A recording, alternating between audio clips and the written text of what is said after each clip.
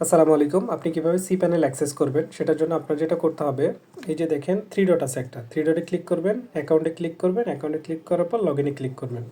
ইতিমধ্যে আপনার এখানে অ্যাকাউন্ট আছে, তো তার জন্য আপনার যেটা করতে হবে, আপনার ইমেল অ্যাড্রেসটা এখানে দিতে হবে। আপনি যদি নিজেই অ্যাকাউন্ট করে থাকেন সেক্ষেত্রে তো আপনি জানেন আপনার ইমেল কি, পাসওয়ার্ড কি। আর যদি আমরা আপনাকে করে দিই সেক্ষেত্রে যেটা হবে, আপনার যে ইমেলটা দিছেন ওই ইমেলটা এবং আপনার পুরো ফোন নাম্বারটা আমরা পাসওয়ার্ড হিসেবে রাখি, পরবর্তীতে আপনি এটা চেঞ্জ করে নেবেন।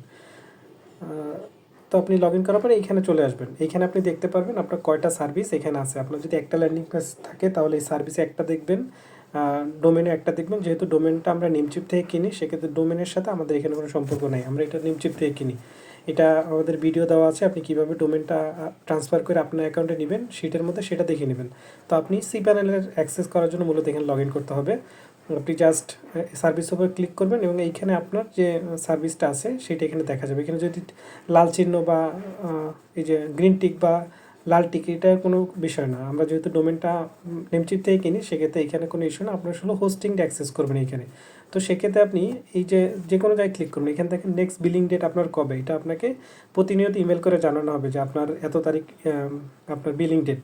তো আপনার নির্দিষ্ট বিলিং ডেটের পর কিন্তু মোটামুটি 7 দিন টাইম নেয়, তারপর কিন্তু আপনার সি প্যানেল সব ডিলিট হয়ে যাবে। আপনি যদি নির্দিষ্ট তারিখে পে না করেন সেক্ষেত্রে কিন্তু আমাদেরকে কোনো ধরনের দোষারোপ করতে পারবেন না। সেক্ষেত্রে আপনি নিজের ব্যাকআপ নিজে রাখবেন। যদি ধরেন আমাদের সার্ভিস আপনি নিতে চাচ্ছেন না, 1 মাস ব্যবহার করছেন বা 2 মাস ব্যবহার করছেন, তারপর যদি আপনি এই আপনার ইমেল চেক না করেন, তারপর আপনি যদি আমাদের সাথে যোগাযোগ না করেন, সে কিন্তু অটোমেটিকলি আপনার সাইটটা কিন্তু ডিলিট হয়ে যাবে। এখান থেকে তো আমরা আমাদের কোনো ধরনের দোষারোপ দিতে পারবেন না। আচ্ছা, এইটা বিষয়টা আপনাকে জানাই দিলাম। এরপর আপনি যেটা করবেন, যে কোনো এক জায়গায় একটা ক্লিক করবেন। ধরেন আপনার একটা সার্ভিস ডোমেনের উপর না, যে কোনো জায়গায় ধরেন হোস্টিং, আনলিমিটেড হোস্টিংয়ের উপরে ক্লিক করলাম, তাহলে আপনাকে এইখানে নিয়ে আসবে। এখানে আসাবে যে অ্যাকশনে ক্লিক করবেন, অ্যাকশনে ক্লিক করে দেখুন log in to C panel, এখানে ক্লিক করলেই আপনার সি প্যানেলে ঢুকে যাবেন। এইখানে আপনি দেখতে পারেন আপনার স্টোরেজ ইউজেস কতটুকু হইলো। আমাদের তো সব কিছু আনলিমিটেড দেওয়া আছে। আপনার যেটা করবেন, এই যে ডিস্ক সাইজ এখানে আপাতত 2 জিবি থাকবে আর কি, এখানে আনলিমিটেড দেওয়া আছে।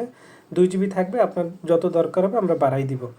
আপনি যে এখানে আসার পর অ্যাকশন দেখবেন, অ্যাকশনে ক্লিক করবেন, তারপর লগ ইন সি প্যানেলে ক্লিক করবেন, তাহলে আপনাকে সি প্যানেলে নিয়ে যাবে।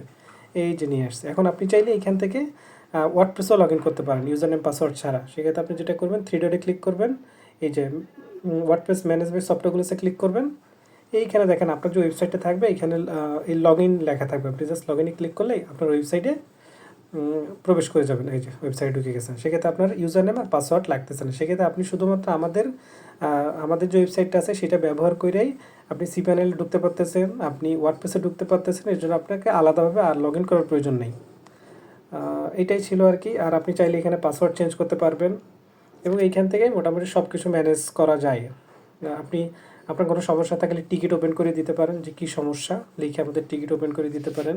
যেহেতু আমরা সব আগে ম্যানুয়াল ছিলাম, এখন সব ডিজিটালে নিয়ে আসছি, এর জন্য আর কি। আর আপনারা ম্যাক্সিমাম সবাই এটা জানেন, কারণ হলো হোস্টিং কোম্পানি সবাই এরকমই, সবার প্রোফাইল সব কিছু এরকমই।